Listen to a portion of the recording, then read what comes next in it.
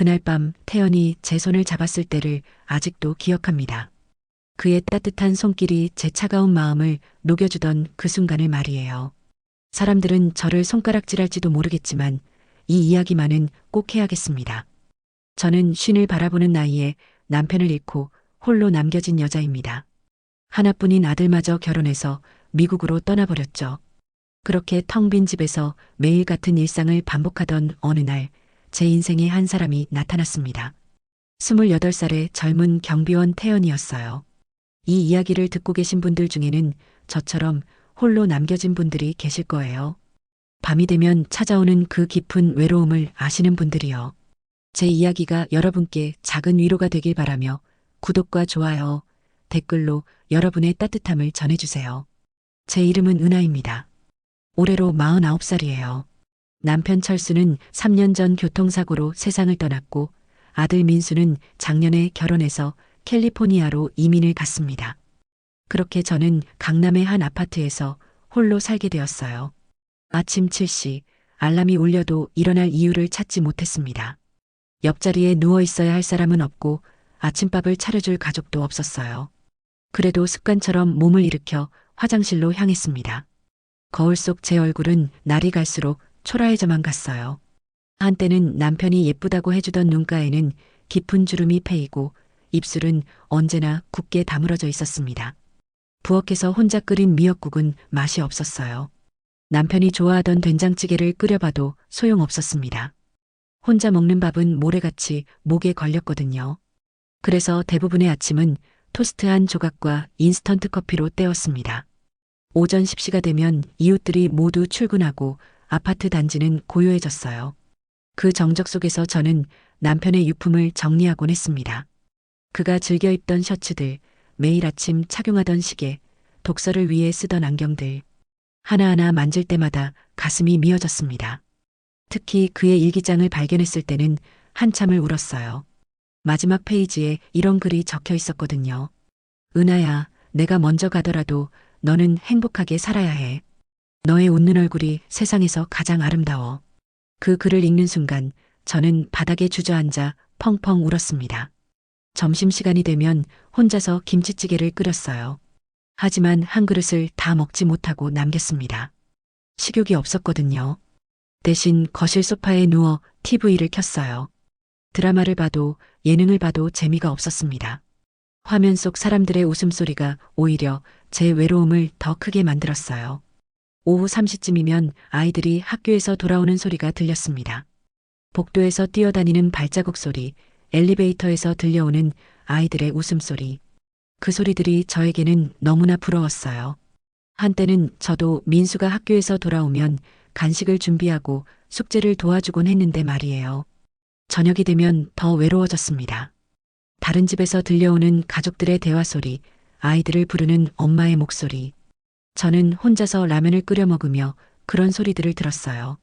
가끔 민수에게서 국제전화가 오면 그게 하루 중 가장 행복한 시간이었습니다. 엄마, 잘 지내고 있어요? 그곳 날씨는 어때요? 민수의 목소리를 들으면 눈물이 났어요. 하지만 울음소리를 들키고 싶지 않아서 애써 밝은 목소리로 대답했습니다. 응, 엄마 잘 지내고 있어. 너도 건강 챙기고.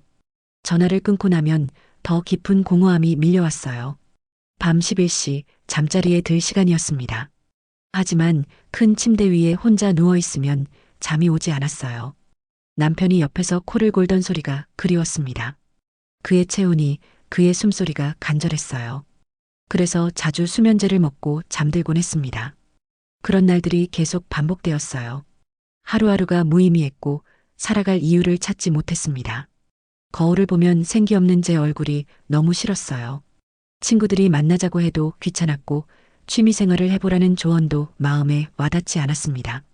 그러던 어느 날이었어요. 평소처럼 온라인 쇼핑으로 주문한 생필품 택배가 올 예정이었습니다. 벨이 울려서 현관문을 열고 나갔는데 갑자기 현기증이 났어요. 혈압약을 깜빡하고 먹지 않았던 게 원인이었죠. 다리에 힘이 빠지면서 쓰러질 것 같았는데 그때 누군가 저를 꽉 붙잡았습니다. 어머니, 괜찮으세요? 그 목소리의 주인이 바로 태연이었어요. 우리 아파트의 새로운 경비원이었습니다. 28살의 젊은 청년이었죠. 그의 손이 제 팔을 단단히 잡아주지 않았다면 저는 그대로 바닥에 쓰러졌을 거예요. 태연의 도움으로 겨우 정신을 차린 저는 그에게 고맙다는 인사를 했습니다. 괜찮습니다, 어머니. 혹시 어디 편찮으신 건 아니죠? 그의 걱정스러운 표정을 보니 가슴 한구석이 따뜻해졌어요.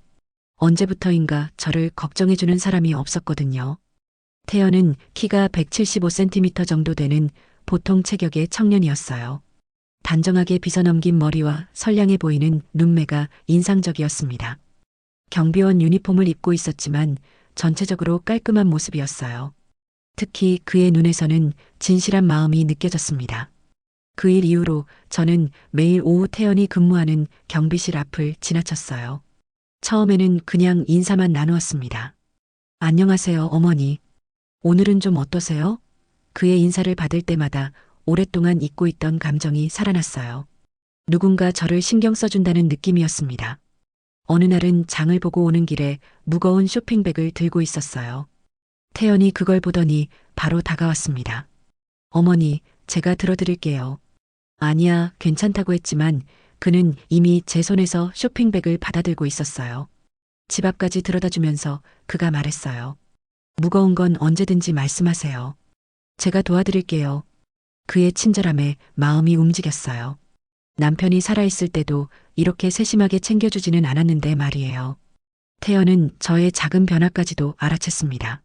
어머니, 오늘은 좀 우울해 보이시네요. 혹시 무슨 일 있으세요? 그런 말을 들으면 가슴이 뭉클했어요. 한 달 정도 지났을 때였어요. 밤에 잠이 오지 않아서 아파트 단지를 산책하고 있었습니다. 가로등 불빛 아래로 제 그림자가 길게 늘어져 있었어요. 그 모습이 너무 쓸쓸해 보였습니다. 그때 경비실에서 태연이 나왔어요. 어머니, 이렇게 늦은 시간에 웬일이세요? 잠이 안 와서 그래. 집에 있으면 답답해서 나왔어. 그러면 이거 드세요. 태연이 건넨 것은 따뜻한 우유 한 잔이었어요. 경비실에 전자레인지가 있어서 데워온 거였죠. 우유를 받아들면서 그의 배려에 감동했습니다. 이런 작은 관심을 누군가에게 받아본 게 정말 오래된 일이었거든요. 우유를 마시며 태연과 이야기를 나누었어요.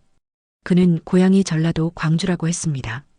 부모님은 농사를 지으시고 본인은 서울로 올라와서 경비 일을 하며 야간 대학교에서 사회복지학을 공부한다고 했어요. 꿈이 있는 청년이었습니다. 어머니는 어떻게 혼자 사시게 되었어요? 태연의 질문에 저는 남편을 잃은 이야기를 했어요. 처음에는 간단히 말하려 했는데 그가 진지하게 들어주니까 자세한 이야기까지 하게 되었습니다. 그러고 보니 그동안 제 속마음을 털어놓을 사람이 없었더라고요. 정말 힘드셨겠어요. 하지만 어머니는 아직 젊으시잖아요. 새로운 시작을 할 수 있을 거예요. 태연의 말에 저는 고개를 저었어요. 나이 49에 무슨 새로운 시작이야. 이제 그냥 조용히 살다가 가는 거지 뭐. 하지만 태연은 고개를 저었습니다. 그렇게 생각하지 마세요. 어머니한테는 아직 많은 시간이 남아 있어요. 그리고 정말 좋은 분이세요. 그의 말이 제 가슴에 깊이 박혔어요. 좋은 분이라는 말을 들어본 게 얼마나 오래된 일인지 모르겠더라고요. 그날 밤 집에 돌아와서 거울을 보니 오랜만에 제 얼굴에 미소가 떠 있었습니다. 그 이후로 태연과의 대화는 더 자주, 더 깊어졌어요. 그는 제가 우울해할 때면 항상 위로의 말을 해주었고 작은 선물도 가져다 주었습니다. 고향에서 보내온 사과라며 몇 개를 주기도 하고 제가 좋아할 만한 차를 사다 주기도 했어요. 저도 모르게 태연을 기다리게 되었습니다. 그의 출근 시간에 맞춰 창문으로 내려다보고 퇴근할 때까지 경비실 주변을 서성였어요. 그와 대화를 나눌 핑계를 만들려고 애썼습니다. 택배가 와도 직접 가서 받고 쓰레기를 버릴 때도 일부러 그 시간에 맞춰 나갔어요. 어느 날 태연이 물었어요. 어머니, 요즘 표정이 많이 밝아지셨네요. 좋은 일 있으세요? 그 말을 듣는 순간 깨달았습니다. 제가 달라지고 있다는 것을, 그리고 그 변화의 이유가 바로 태연 때문이라는 것을요. 하지만 동시에 불안감도 찾아왔습니다. 20년 넘게 차이 나는 젊은 남자에게 이런 감정을 느끼는 제가 부끄러웠어요. 아들뻘 되는 나이의 청년에게 마음을 두는 것이 옳지 않다고 생각했습니다. 하지만 마음이라는 게 의지대로 되지 않더라고요.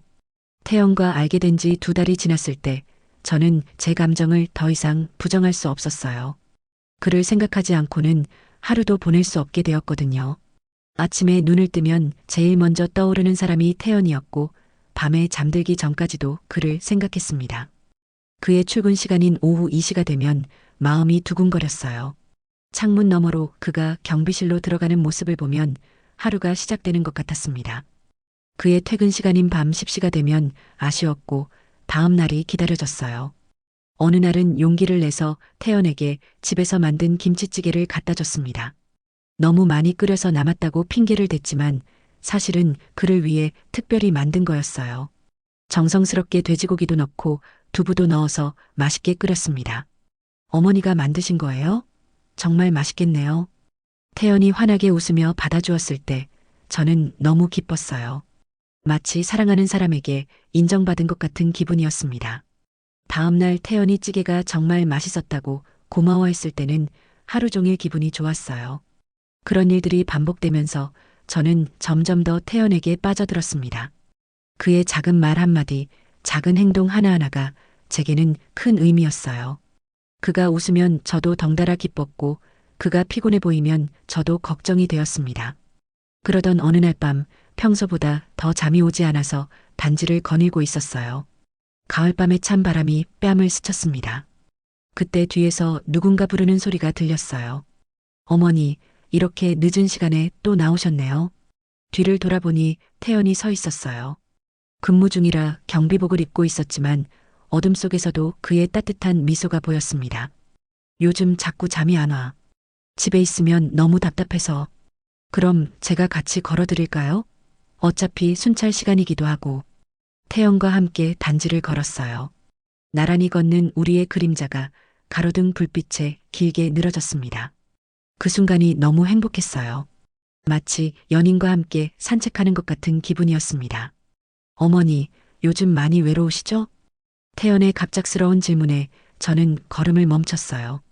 그의 눈을 바라보니 진실한 관심이 느껴졌습니다. 그래, 정말 외로워.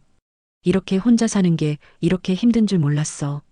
제가 솔직하게 말하자 태연도 진지한 표정이 되었어요. 저도 고향을 떠나서 혼자 살아보니 외로움이 뭔지 알겠어요. 하지만 어머니만큼은 아니겠죠. 그의 공감하는 말에 가슴이 뭉클했어요. 그동안 아무도 제 외로움을 이해해주지 않았는데 태연은 달랐습니다. 가끔 생각해요. 이렇게 살아서 뭐 하나 싶을 때가 있어. 그러지 마세요. 어머니는 정말 좋은 분이에요. 그리고 아직 아름다우시고. 아름답다는 말에 제 심장이 뛰었어요. 남편이 돌아가신 후로는 누구도 저를 그렇게 봐주지 않았거든요. 그날 밤 집에 돌아와서 거울을 봤어요. 태연의 말대로 제가 그렇게 늙어 보이지는 않았습니다. 아직 40대였고 조금만 꾸미면 예뻐 보일 수도 있을 것 같았어요. 그래서 다음 날부터는 화장도 하고 옷도 신경 써서 입기 시작했습니다. 태연이 제 변화를 알아봐 줬어요. 어머니, 오늘 화장하셨네요? 더 예뻐 보이세요. 그 말을 들었을 때 얼마나 기뻤는지 모릅니다. 마치 20살 처녀가 된 것 같은 기분이었어요. 그 무렵부터 태연과 저 사이에 미묘한 기류가 흘렀습니다. 대화할 때 서로의 눈을 더 오래 바라보게 되었고 우연히 손이 닿을 때면 둘 다 당황했어요. 저는 제가 느끼는 감정이 사랑이라는 것을 인정할 수밖에 없었습니다. 하지만 동시에 죄책감도 컸어요. 아들뻘 되는 젊은 남자에게 이런 감정을 느끼는 제가 부끄러웠습니다. 게다가 남편이 돌아가신 지 3년밖에 안 되었는데 다른 남자에게 마음을 두는 것이 옳지 않다고 생각했어요. 그러던 어느 날 결정적인 사건이 일어났습니다. 태풍이 몰아치던 밤이었어요. 바람이 너무 세게 불어서 아파트 창문이 덜거덕거렸고 결국 베란다 유리창 하나가 깨졌습니다. 갑작스러운 소음에 저는 무서워서 떨고 있었어요. 그때 제일 먼저 떠오른 사람이 태연이었습니다. 평소라면 경찰이나 관리사무소에 신고했겠지만 그날 밤에는 무작정 태연에게 전화를 걸었어요. 태연아, 지금 어디 있어? 우리 집 창문이 깨졌는데 너무 무서워. 10분 후 태연이 우산을 쓰고 제 집으로 왔습니다. 태풍이 몰아치는 와중에도 저를 걱정해서 달려온 거예요. 그의 모습을 보는 순간 눈물이 쏟아졌습니다. 어머니, 괜찮아요. 제가 여기 있잖아요. 태연이 저를 안아주었어요. 그의 품에서 저는 안전함을 느꼈습니다. 남편이 돌아가신 후로는 느껴보지 못했던 든든함이었어요. 그 순간 저는 확실히 깨달았습니다. 제가 태연을 사랑하고 있다는 것을. 창문을 임시로 막아준 태연은 새벽까지 저와 함께 있어 주었어요. 저는 그의 품에서 처음으로 편안한 잠에 들 수 있었습니다. 오랫동안 잊고 있던 남자의 온기를 느끼면서 말이에요. 그날 밤 이후로 태연과 저 사이의 관계는 완전히 달라졌어요. 더 이상 단순한 인사나 안부를 묻는 사이가 아니었습니다. 서로를 의식하고 서로를 그리워하는 사이가 되었죠. 태연도 제게 특별한 감정이 있다는 것을 알 수 있었어요. 저를 보는 그의 시선이 달라졌거든요. 예전에는 나이 많은 이웃 아주머니를 보는 시선이었다면 이제는 한 명의 여자를 보는 시선이었습니다. 어느 날 저녁 태연이 근무를 마치고 제 집에 왔어요. 창문 수리가 제대로 되었는지 확인해 보겠다는 핑계였지만 우리 둘 다 그게 핑계라는 것을 알고 있었습니다. 어머니, 많이 외로우셨죠? 태연이 소파에 앉은 저의 손을 잡았어요. 그의 따뜻한 손길에 제 마음도 녹아내렸습니다. 그래, 정말 외로웠어. 혼자 사는 게 이렇게 힘든 줄 몰랐어. 저도요. 어머니를 보면서 많이 안쓰러웠어요. 그리고 점점 더 소중한 사람이 되어가고 있어요. 태연의 고백에 제 심장은 터질 것 같았어요. 그가 정말로 저를 여자로 보고 있다는 것을 확인하는 순간이었죠. 하지만 우리 나이 차이가 너무 많이 나잖아. 사람들이 뭐라고 할까봐 걱정돼. 나이가 뭐가 중요해요? 어머니는 아직 젊고 아름다워요. 그리고 저는 진심이에요. 그의 진실한 눈빛을 보니 더 이상 거부할 수 없었어요. 저도 태연을 향한 제 마음을 솔직하게 털어놓았습니다. 나도 너를 많이 생각하고 있어. 아침에 눈 뜨면 제일 먼저 떠오르는 사람이 너야. 그날 밤 우리는 처음으로 입맞춤을 했어요. 그의 입술은 부드럽고 따뜻했습니다. 오랫동안 잊고 있던 여자로서의 감정이 되살아났어요. 태연의 품에서 저는 다시 살아있다는 느낌을 받았습니다. 하지만 그 달콤한 순간도 잠시였어요. 현실이 우리를 짓누르기 시작했거든요.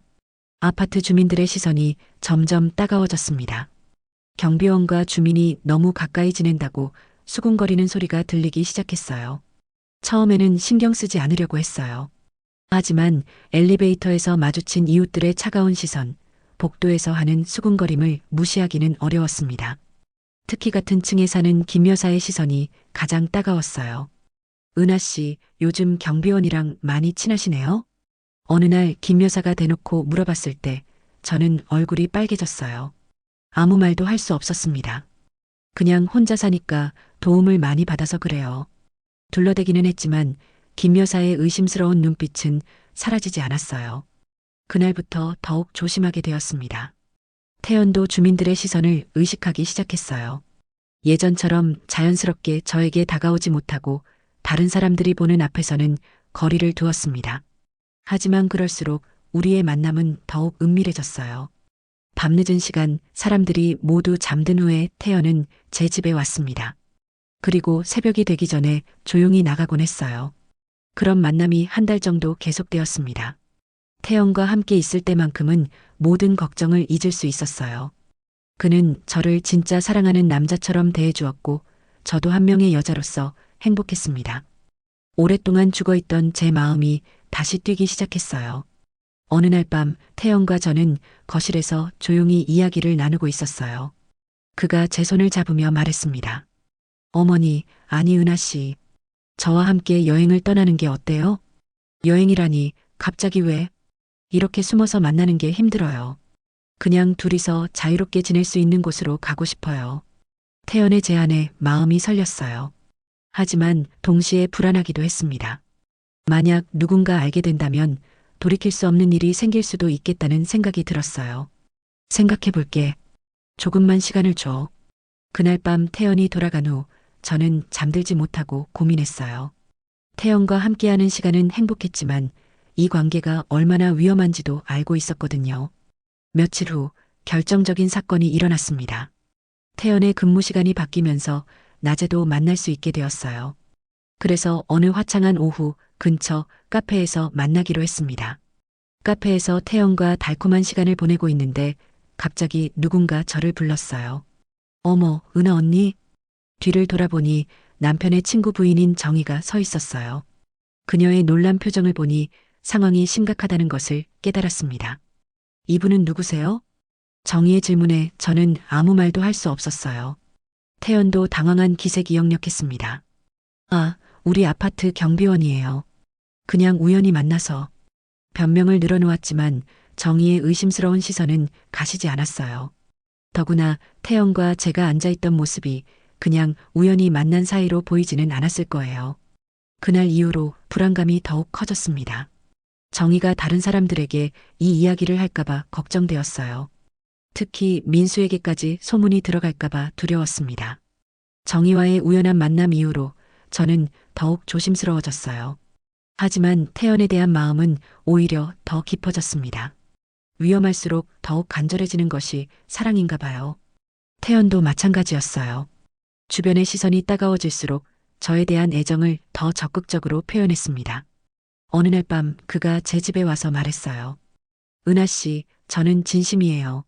나이 차이든 뭐든 상관없어요. 그냥 함께 있고 싶어요. 나도 마찬가지야. 하지만 현실적으로 생각해 봐야 해.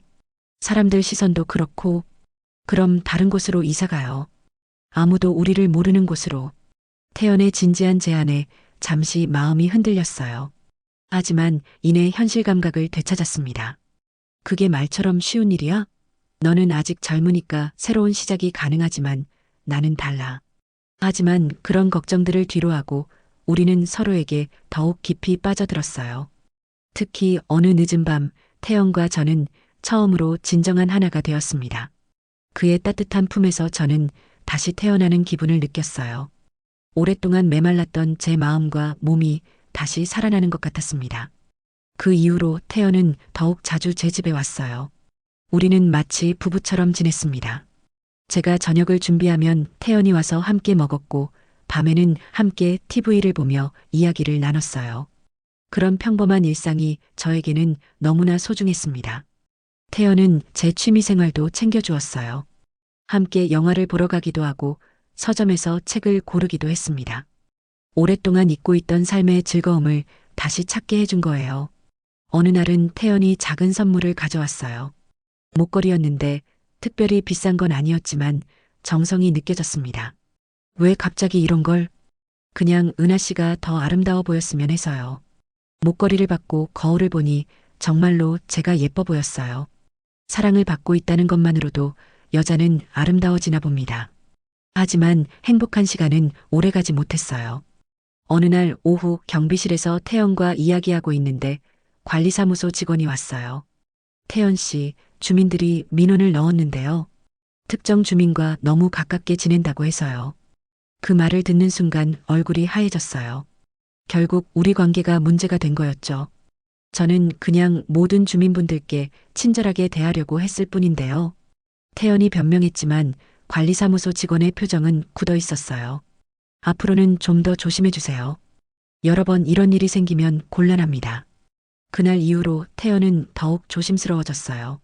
사람들이 보는 앞에서는 아예 저와 대화도 하지 않았습니다. 하지만 그럴수록 저는 더욱 안타까웠어요. 며칠 후 더 큰 사건이 터졌습니다. 아들 민수에게서 전화가 온 거예요. 엄마가 경비원이랑 사귄다는 소문이 있던데 정말이에요? 민수의 질문에 저는 말문이 막혔어요. 결국 정희가 소문을 퍼뜨린 거였구나 싶었습니다. 뭔 소리야? 그냥 도움을 받는 사이일 뿐이야. 거짓말을 할 수밖에 없었어요. 하지만 민수는 쉽게 납득하지 않았습니다. 엄마, 아직 아버지가 돌아가신 지 얼마 안 됐잖아요. 그리고 경비원이면 엄마보다 한참 어리지 않아요? 민수의 말에 가슴이 찔렸어요. 아들 입장에서는 당연한 반응이었지만 저에게는 너무 아팠습니다. 엄마가 그렇게 경박한 사람으로 보여? 아니에요. 하지만 혹시라도 이상한 소문이 나면 엄마한테도 좋지 않잖아요. 전화를 끊고 나서 한참을 울었어요. 아들까지도 저를 의심하고 있다니 이 관계를 계속해도 되는 건지 회의가 들었습니다. 민수와의 통화 이후로 저는 깊은 고민에 빠졌어요. 태연에 대한 사랑은 변하지 않았지만 현실적인 문제들이 너무 많았습니다. 주변 사람들의 시선, 아들의 걱정, 그리고 무엇보다 이 관계가 태연의 미래에 도움이 되지 않는다는 생각이 들었어요. 태연은 아직 28살의 젊은 나이였어요. 앞으로 좋은 여자를 만나서 결혼하고 가정을 꾸릴 수 있는 나이였죠. 하지만 저와의 관계 때문에 그런 기회들을 놓치고 있는 것은 아닌지 걱정되었습니다. 어느 날 밤 태연에게 솔직한 마음을 털어놓았어요. 태연아, 우리 이렇게 계속해도 될까? 왜 갑자기 그런 말씀을 하세요? 주변 시선도 그렇고 민수도 걱정하고 그리고 무엇보다 내 앞날을 생각하면 태연은 제 손을 꽉 잡으며 말했어요. 그런 건 신경 쓰지 마세요. 저는 은하 씨가 좋아요. 다른 건 중요하지 않아요. 하지만 저는 이미 마음을 정한 상태였어요. 이 관계를 계속 이어가는 것이 우리 둘 다에게 좋지 않다는 결론에 도달했거든요. 며칠 후 결정적인 사건이 일어났습니다. 아파트 입구에서 태연과 함께 나오는데 마침 여러 명의 이웃들과 마주친 거예요. 그들의 시선이 한꺼번에 저희에게 쏠렸습니다. 어머, 은하 씨. 경비원 씨와 함께 다니시네요? 김 여사의 날카로운 질문에 저는 아무 대답도 할 수 없었어요. 태연이 제 손을 잡으려고 했지만 저는 황급히 손을 빼고 그 자리를 벗어났습니다. 집에 돌아와서 거울을 봤어요. 창백하고 초라한 제 모습이 보였습니다. 사랑한다는 이유로 모든 것을 무릅쓸 용기도 없으면서 그렇다고 포기할 결단력도 없는 비겁한 여자였어요. 그날 밤 태연에게서 문자가 왔어요. 은하 씨, 오늘 왜 그러셨어요? 우리 관계가 이제 어떻게 되는 거예요? 저는 한참을 고민한 끝에 답장을 보냈습니다. 태연아, 미안해. 조금만 시간을 줘. 생각할 시간이 필요해. 그 이후로 며칠 동안 태연을 피했어요. 그의 전화도 받지 않고 문자도 답하지 않았습니다. 하지만 그럴수록 마음은 더 아팠어요. 일주일 후 태연이 직접 제 집으로 찾아왔어요. 그의 얼굴은 지쳐 보였고 눈에는 걱정이 가득했습니다. 은하 씨, 왜 저를 피하세요? 제가 뭘 잘못했나요? 잘못한 건 없어. 다만 우리 관계를 다시 생각해 봐야겠어. 왜요? 우리 서로 사랑하잖아요. 그래, 사랑해. 하지만 사랑만으로는 안 되는 게 있어. 저는 그동안 생각했던 모든 것을 털어놓았어요. 주변의 시선, 아들의 걱정, 그리고 태연의 미래에 대한 걱정까지. 그런 건 다 제가 감당할게요. 은하 씨만 저와 함께 있어 주시면 돼요. 태연의 간절한 말에 마음이 흔들렸지만 제 결심은 변하지 않았어요. 태연아, 너는 아직 젊어. 앞으로 좋은 사람 만나서 행복하게 살 수 있어. 하지만 나와 함께 있으면 그런 기회들을 놓치게 될 거야. 저는 은하 씨가 좋다고요. 다른 사람은 필요 없어요. 하지만 저는 이미 마음을 정한 상태였어요. 더 이상 태연의 인생을 망치고 싶지 않았습니다. 미안해, 태연아. 정말 미안해. 하지만 우리 여기서 끝내자. 태연은 한동안 말없이 저를 바라보더니 결국 고개를 끄덕였어요. 알겠어요. 은하 씨가 그렇게 원한다면. 하지만 저는 후회하지 않을 거예요. 은하 씨와 함께한 시간들을 말이에요. 그의 마지막 말에 눈물이 쏟아졌어요. 하지만 이게 맞는 선택이라고 스스로를 다독였습니다. 태연과 헤어진 후 일주일 동안 저는 아무것도 할 수 없었어요. 밥맛도 없고 잠도 오지 않았습니다. 글을 보내는 것이 옳은 선택이라고 머리로는 알고 있었지만 마음은 찢어지는 것 같았어요. 태연도 마찬가지였나 봐요. 경비실에서 근무하는 모습을 창문으로 내려다보면 예전처럼 밝지 않았거든요. 가끔 저를 올려다보는 것 같기도 했지만 확실하지는 않았어요. 그러던 어느 날 관리사무소에서 공지가 나왔어요. 태연이 그만둔다는 내용이었습니다. 개인 사정으로 인해 이번 달 말로 퇴사한다고 되어 있었어요. 그 공지를 보는 순간 가슴이 내려앉았습니다. 혹시 저 때문에 그만두는 건 아닌지 걱정되었어요. 하지만 확인할 방법도 없었고 먼저 연락할 용기도 나지 않았습니다. 태연의 마지막 근무일이 다가왔어요. 그날은 비가 내리는 우울한 날이었습니다. 저는 창문 너머로 경비실을 내려다보며 그의 모습을 지켜봤어요. 이제 정말 마지막이라는 생각에 눈물이 났습니다. 저녁 무렵 문 앞에서 벨이 울렸어요. 나가보니 태연이 서 있었습니다. 마지막 인사를 하러 온 거였어요. 은하 씨, 안녕히 계세요. 그동안 정말 고마웠어요. 태연의 목소리는 차분했지만 눈에는 아쉬움이 가득했어요. 어디로 가는 거야? 고향으로 돌아갈 거예요. 부모님이 편찮으시기도 하고 새로운 시작을 하고 싶어서요. 저는 아무 말도 할 수 없었어요. 그냥 고개만 끄덕였습니다. 은하 씨도 새로운 시작하세요. 아직 충분히 젊고 아름다우시니까요.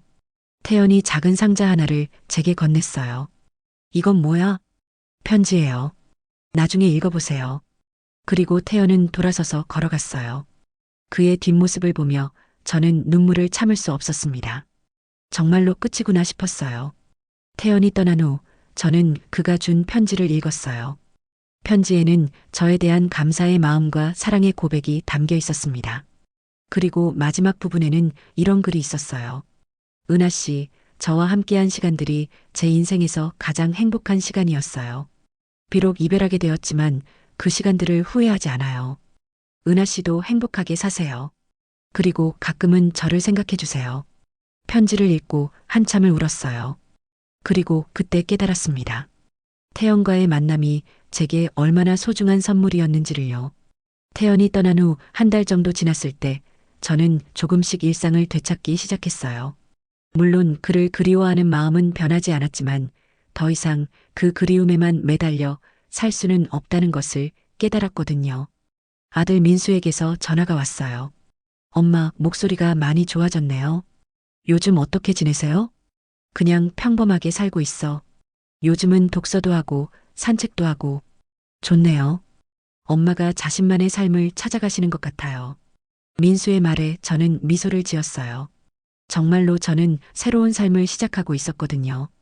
태연과의 사랑이 끝났다고 해서 제 인생이 끝난 것은 아니었어요. 오히려 그 경험을 통해 저는 다시 살아갈 힘을 얻었습니다. 죽은 듯이 지내던 제가 다시 한 명의 여자로서, 한 사람의 인간으로서 살아가고 있다는 것을 느꼈어요. 지금 이 이야기를 들려드린 지 6개월이 지났어요. 저는 여전히 혼자 살고 있지만 더 이상 외롭지 않습니다. 태연과의 짧은 사랑이 제게 준 것은 다시 살아갈 수 있는 용기였어요. 매일 아침 일어나서 커피를 내릴 때 이제는 그 향을 맡을 수 있어요. 창밖으로 들어오는 햇살도 따뜻하게 느껴집니다. 무엇보다 거울 속 제 얼굴에서 생기를 찾을 수 있게 되었어요. 물론 가끔은 태연이 그리워요. 그와 함께했던 달콤한 시간들, 그의 따뜻한 품, 저를 사랑한다고 말해주던 그의 목소리. 하지만 이제는 그 그리움마저도 아름다운 추억으로 간직하고 있어요. 최근에는 새로운 취미도 생겼어요. 동네 문화센터에서 하는 수채화 교실에 다니기 시작했거든요. 처음에는 서툴렀지만 점점 재미를 느끼고 있어요. 그곳에서 만난 사람들과도 좋은 친구가 되었습니다. 그리고 무엇보다 중요한 건 저 자신을 사랑하는 법을 배웠다는 거예요. 남편이 없어도 자식이 멀리 있어도 저는 혼자서도 충분히 행복할 수 있다는 것을 깨달았어요. 태연과의 사랑은 비록 이루어질 수 없는 사랑이었지만 그 사랑 덕분에 저는 다시 살아갈 수 있게 되었어요.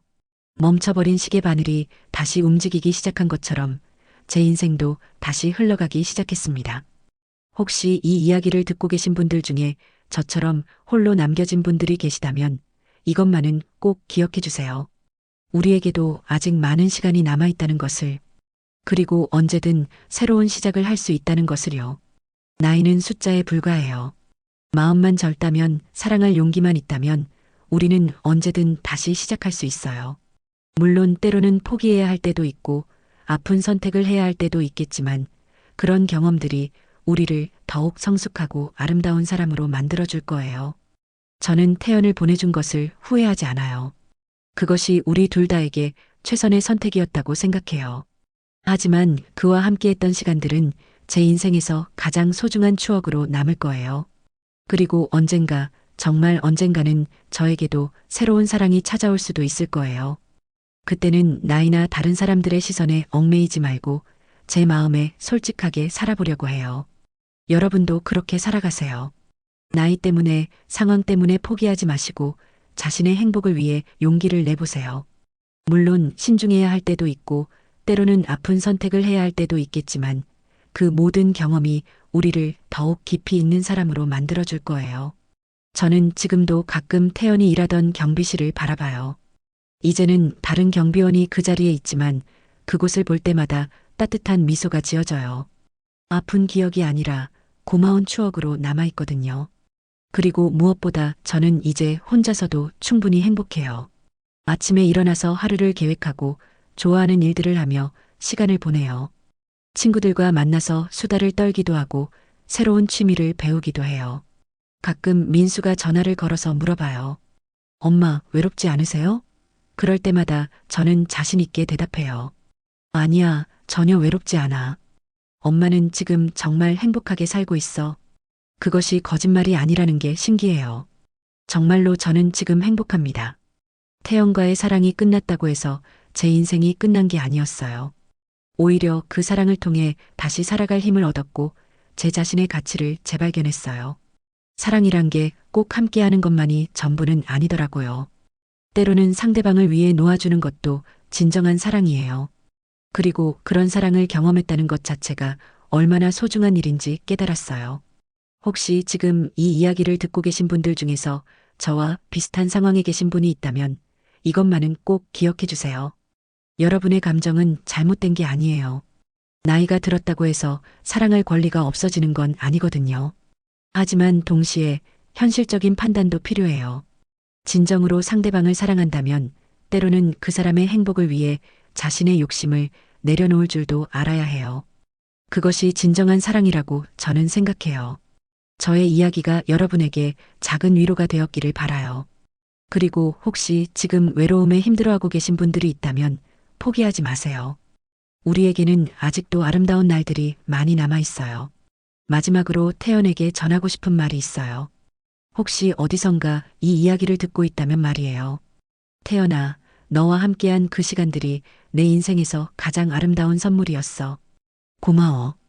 그리고 너도 꼭 행복하게 살길 바라.